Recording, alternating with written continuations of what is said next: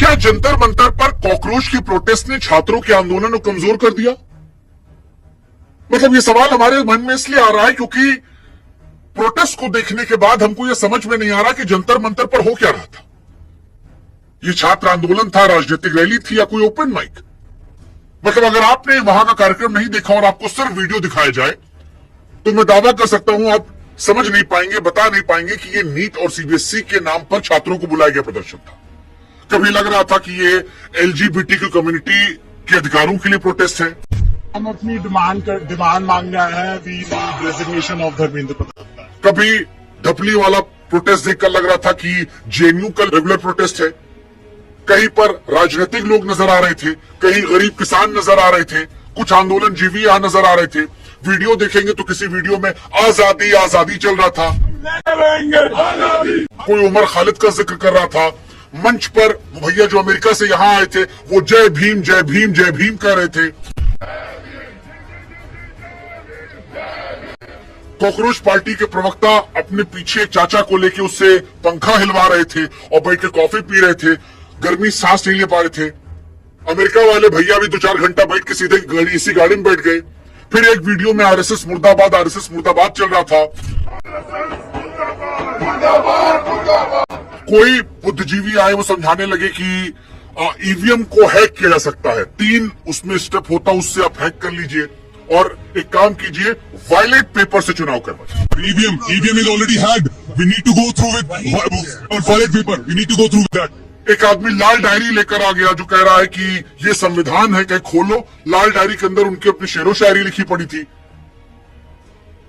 22 million follower लेकर जिस cockroach movement ने पूरे देश में तहलका मचा दिया था, वो शिक्षा मंत्री जिनकी अगुवाई में इस देश में कितने ऐसे शिक्षा को लेकर कुव्यवस्थाएं हुई, उनके इस्तीफे की मांग को लेकर एक बड़ा जन आक्रोश दिखा।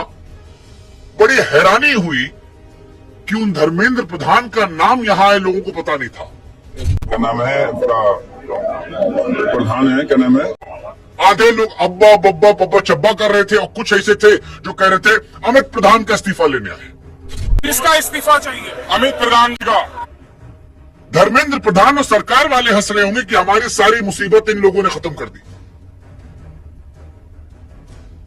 मतलब नीट और सीबीएसई के छात्रों के सवाल इतने जायज थे, उनका दर्द इतना जायज था, लेकिन सच में आज कह रहे हैं कि दुख हो रहा है कहते हुए कि उसको तमाशा बना दिया गया, क्योंकि इनके नाम पर मंच सजाया गया और सच कहे तो मंच पर छात्र के सिवा सब था।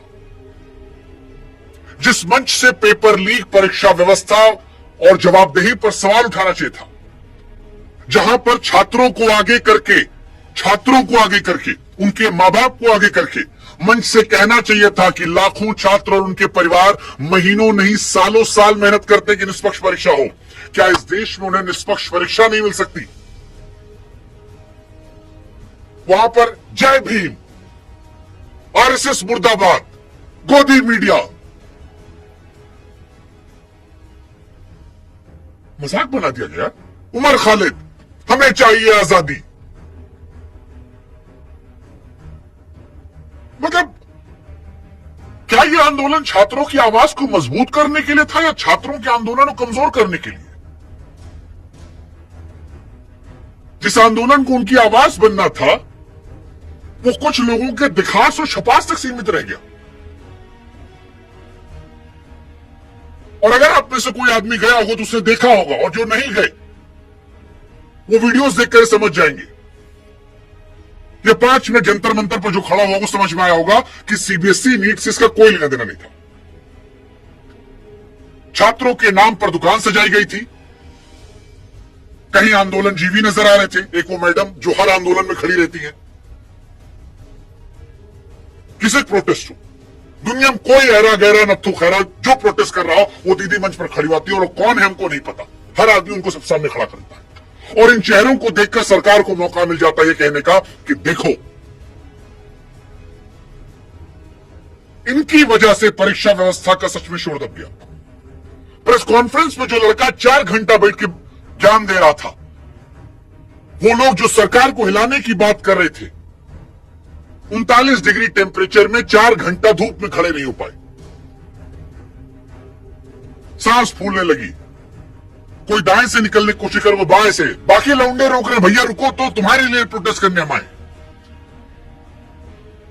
और जब तक रुके तो छात्रों के नाम पर मंच बनाया, लेकिन माइक दूसरों के हाथ में।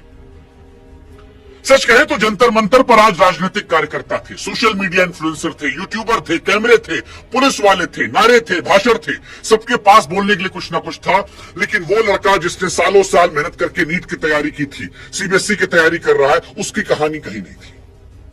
सबके अपने एजेंडे थे, सबके अपने एजेंडे थे, कुछ दिखाने आए थे, कुछ बचाने आए थे, छात्र नहीं थे। वो लड़की जिसने जवानी टेस्ट सीरीज और किताबों में निकाल दी, उसकी आवाज नहीं थी। वो पिता जिसने कोचिंग फीस भरने के लिए कर्जा लिया था, पेपर कैंसिल हो गया, अब कहां से पैसा लाएगा, उसके बारे में कोई बात नहीं थी। वो मां जो दुआ कर रही है, प्रार्थना कर रही है कि भैया एग्जाम हो जाए, लड़का तैयार बैठा है, भगवान ईमानदारी से परीक्षा करा दो, लड़का निकल जाएगा, उसका दर्द नहीं था। और ना वो बच्चा वहां दिख रहा था। बमुश्किल से पूरे दिन के वीडियो देखने के बाद 10 वीडियो नहीं मिले हैं जहां पर जेन्युइन छात्रों की बात हो रही है। 2-4 वो जेएनयू के लड़की आई थी, उन्होंने थोड़ी बातें कही, बस, बाकी कुछ नहीं था। बाकी जो लोग थे सबको दिखना था, छपना था, सबको बोलना था, और यहीं से सारी कहानी गड़बड़ हुई। क्योंकि समस्या सिर्फ ये नहीं थी कि मंच पर कौन बोल रहा है, किसको छपास का शौक लगा है। सवाल यह था कि 22 मिलियन फॉलोअर को दावा लेकर 4 आदमी अपने छपास के चक्कर में एक बहुत बड़े मुद्दे को खत्म कैसे कर गए। ऐसा लग रहा था कि ये लोग भी मान कर आए थे कि सरकार परमिशन देगी ही नहीं और हमको सोशल मीडिया पे लिख देना होगा। और यहीं से हमारे मन में सवाल आ रहा है कि क्या छात्र आंदोलन, छात्रों की समस्या, धर्मेंद्र प्रधान का इस्तीफा, ये सारे मसले जो थे, शिक्षा व्यवस्था में जो कुव्यवस्थाएं हैं, पेपर ईमानदारी से हो, ये सारे मसले गायब हो गए। क्योंकि एक तरफ बिहार में टीचर लोग मार किए हैं, टीचर वर्सेस टीचर, दिल्ली से anchor versus teacher, Jantar Mantar पर आजादी, वहां भी ब्राह्मणवाद, ठाकुरवाद, टीचर में ये यादव है, ये हमारे जात के हैं, ये मुसलमान हैं, एंकर में ये त्रिपाठी है। सरकार कह रही करो, बजाओ ढोल अपनी अपनी जात का, अपने अपने एजेंडे का। और छात्र, यही कहानी है गुरु। इसलिए आज आप सोचिएगा कि जंतर मंतर पर जो कुछ आज हुआ, उसने छात्रों के आंदोलन को मजबूत किया। अगर 100 आदमी भी सही ऊर्जा, सही विषय वहां पर उठाते तो देश भर में मैसेज बढ़ जाता।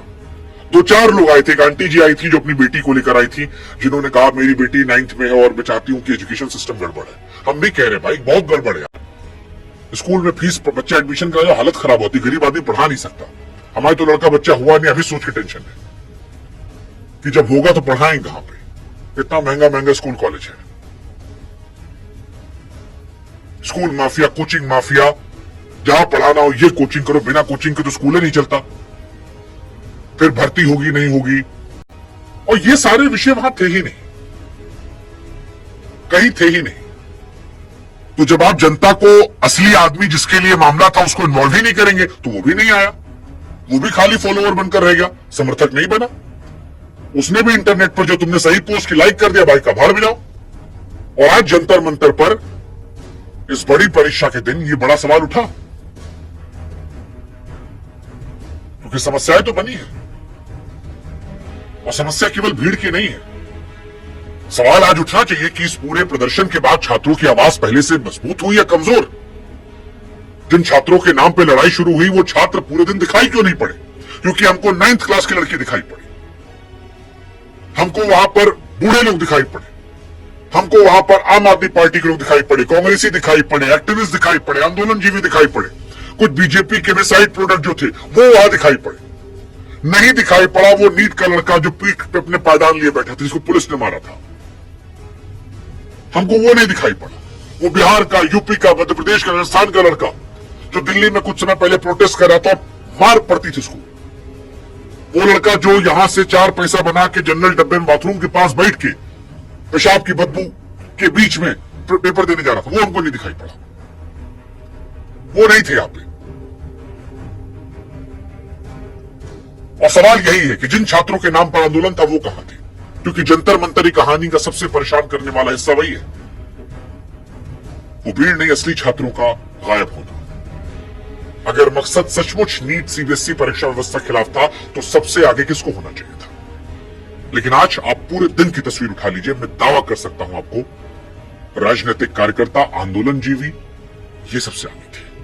तैयारी वाले छात्र लोग थे ही नहीं, कहीं पर एक भी नहीं थे, उनके मां बाप नहीं थे। 9th वाले बच्चे होंगे दिल्ली में जो चले आए, एक दो, कुछ कोचिंग सेंटर वालों ने आगे कर दिया कि ईरान की लड़ाई है, चले जाओ।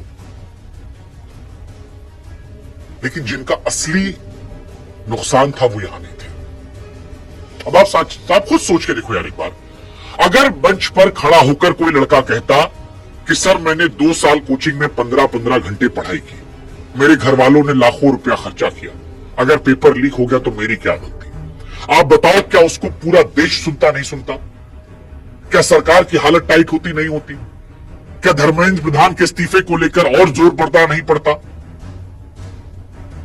ऐसे 50 लड़के होते, मैं नहीं कह रहा हूं 10 लड़के होते, 50 लड़के होते जो असली में पेपर देने वाले होते, और वो ये बात कह रहे होते, आप यकीन मानो शाम को सरकार हिल जाती। साइंटिस्ट हूँ मैं, एक रिसर्चर हूँ। शिक्षा मंत्री को जानती हैं कौन है? हाँ जानते हैं, शिक्षा मंत्री हैं बस। कौन है? धर्मेंद्र प्रधान जी है। तुमसे पूछे थे? आप मुद्दा भटका क्यों रहे हैं? तुमसे पूछे थे? आप मुद्दा भटका क्यों रहे हैं ये बताइए ना। आप तुमसे बात कर रहे हैं। पिलर है। बीजेपी वाला चैनल है क्या? मैंने आपसे पूछा कि शिक्षा मंत्री कौन? आप यूथ है ना, तो मैंने आपसे पूछा शिक्षा मंत्री कौन है, ये बताइए ना। तो बताएंगे नहीं। कहाँ 22 मिलियन फॉलोअर्स लेकर के ये बताया गया था कि पूरा दिल्ली जो है वो ब्लॉक होने वाला है, पूरे दिल्ली में जो है 22 मिलियन लोग आएंगे, आज उसके 2% लोग। ये भारत को जी, ये इंडियन कॉन्स्टिट्यूशन क्या बात कर रहे हैं? अच्छा जी, सुप्रीम क्या एक्सप्रेशन अंदर में संविधान है। हाँ जी, संविधान है। ये मेरे कुछ आर्टिकल हैं जो मैंने लिखे हैं, बने संविधान। ये देखिए, संविधान से मतलब ये संविधान, ये कौन संविधान हुआ? ये कौन सा संविधान हुआ? संविधान मतलब एक मेरी आत्मा के अंतरात्मा की वजह से संविधान। आप मानते हैं कि ये संविधान? मैं मानता हूँ संविधान। डिप्रेशन संविधान मानने का विषय वस्तु माना x की बराबर ये हो गया। हाँ बिल्कुल। कैसे कैसे लोग रहते हैं यार यहाँ पर।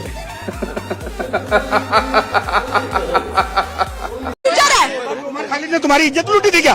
तो इन अंकल का कहना है कि क्या उमर खालिद ने तेरी इज्जत लूट ली, और वो एक लड़की को कह रहे हैं जो कि प्रोबेबली उनके बेटी के एज की है, बेटी या पोती भी बोल सकते हो। अगर ऐसे रेपिस्ट माइंडसेट वाले लोग प्रोटेस्ट करेंगे किसके लिए? पढ़ाई लिखाई के लिए, जिनको एक्चुअल में पढ़ाई लिखाई की बहुत जरूरत है खुद, तो क्या ये ऐसे लोग देश सुधारेंगे? वैसे सीजेपी का जो पूरा बेस है ना, वो सवाल उठाने के अराउंड रिवॉल्व करता है, लेकिन अगर तुम इनके ऊपर सवाल कर दो, इनसे कुछ सवाल पूछ दो जिसका ये जवाब ना दे पाए, तो ये तुम्हें गोदी मीडिया बोलेंगे, अंधभक्त बोलेंगे और मोदी सपोर्टर बोलेंगे। इनके ऑफिशियल इंस्टाग्राम पेज पर एक पोस्ट है जिसपे लिखा हुआ है कि गोदी मीडिया को एंटरटेन नहीं करेंगे, और गोदी मीडिया है कौन? जो इनसे जेन्युइन सवाल करते, इनका सपोर्ट ना करे।